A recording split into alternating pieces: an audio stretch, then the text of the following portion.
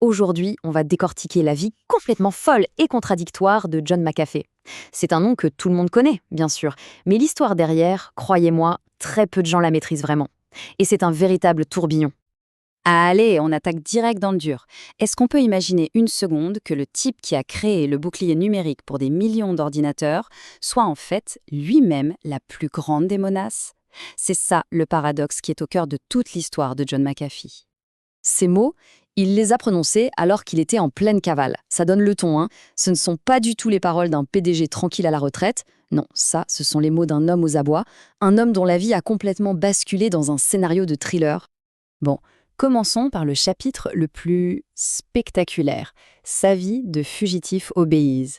C'est vraiment là que le personnage public de McAfee va voler en éclats, pour laisser place à une figure beaucoup plus sombre, beaucoup plus complexe.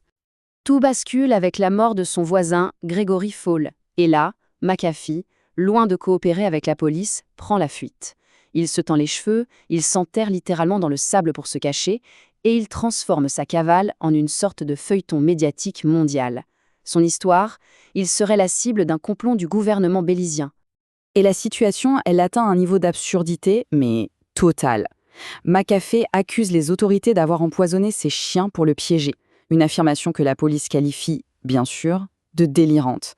C'est vraiment à ce moment précis que la réalité et la paranoïa de McAfee commencent à se mélanger, à devenir impossibles à démêler. C'est à la question, finalement.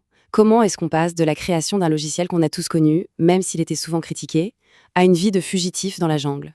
Le grand écart est immense. Et pour comprendre, il faut revenir à la base, au logiciel lui-même. Alors ça, ce sont des titres tirés de forums Reddit. Et ça montre une réalité assez cocasse. Pour beaucoup de gens, l'antivirus McAfee était presque perçu comme un virus lui-même.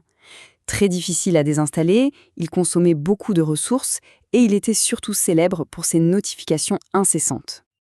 Et voilà, l'ironie suprême. Quand on lui pose la question sur son propre produit, McAfee admet lui-même, tranquillement, qu'il le désinstalle. Cette déclaration, c'est la quintessence du paradoxe McAfee. C'est un homme totalement déconnecté de sa création la plus célèbre et même en opposition avec elle.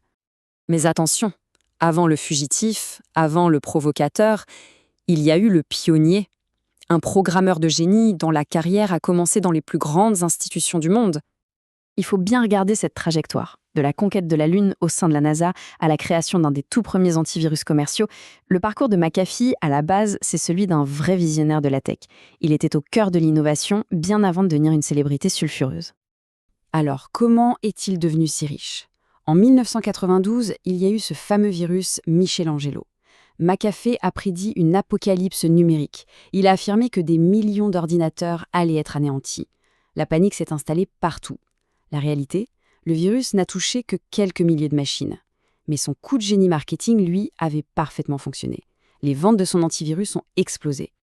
Et puis, en 1994, il claque la porte. Il quitte l'entreprise et il empoche le pactole. Le chiffre est colossal pour l'époque, 100 millions de dollars. C'est plus qu'une fortune, c'est son ticket de sortie.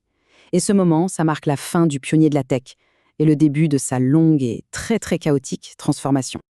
On en vient maintenant à la façon dont tout ça s'est effondré.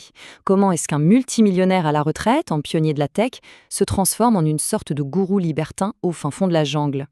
Le grand catalyseur de sa chute, c'est la crise de 2008. Sa fortune est anéantie. Et là, il ne fuit pas seulement ses problèmes d'argent, il fuit un système qu'il ne contrôle plus.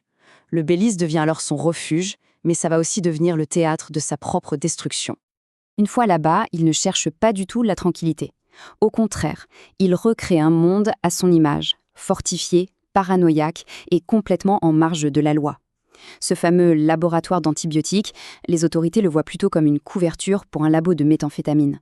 Son style de vie le met en conflit direct avec ses voisins, avec la police. Bref, il prépare le terrain pour la catastrophe de 2012. Après sa fuite complètement rocambolesque du Belize, McAfee ne se cache pas, bien au contraire. Il se réinvente encore une fois. Et cette fois-ci, ce sera en provocateur, en manipulateur des médias, obsédé par une seule chose, contrôler sa propre légende.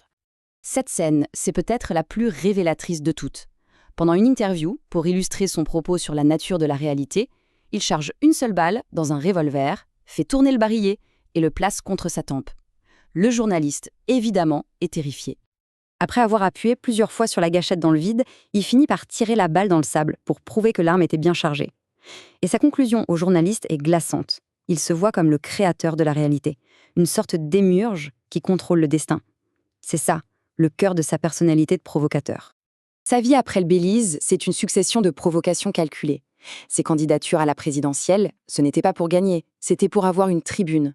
Il s'est positionné en combattant de la liberté, en prophète de la crypto, tout en se moquant publiquement de son propre héritage, avec cette fameuse vidéo sur comment désinstaller son logiciel.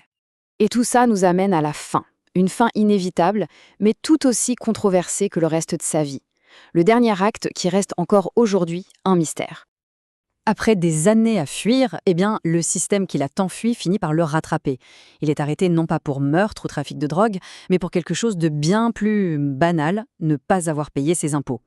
Pour le gouvernement américain, il avait juste omis de déclarer des millions de revenus. C'est la fin officielle de l'histoire. La justice espagnole donne son feu vert pour l'extradition et quelques heures plus tard, il est mort. La cause officielle du décès, suicide par pendaison. Mais avec un personnage comme McAfee, rien n'est jamais aussi simple. Ça, c'est peut-être sa provocation ultime, orchestrée depuis l'au-delà. 2 ans avant sa mort, il poste ce tweet, avec une photo de son tatouage, whacked, un mot d'argot pour dire « liquidé ». C'est lui-même qui a semé les graines du mystère qui allait entourer sa propre fin. Alors, qui était vraiment John McAfee ? Un génie de l'informatique qui a sombré dans la folie, un libertarien visionnaire qui a été écrasé par le système, ou bien un manipulateur narcissique jusqu'au bout ? Sa vie, c'est une série de questions qui restent sans réponse, l'image d'un homme aussi brillant que destructeur. Et plus qu'un simple paradoxe, son histoire, c'est peut-être un avertissement sur la nature même de la vérité à l'ère du numérique. Le mystère, lui, reste entier.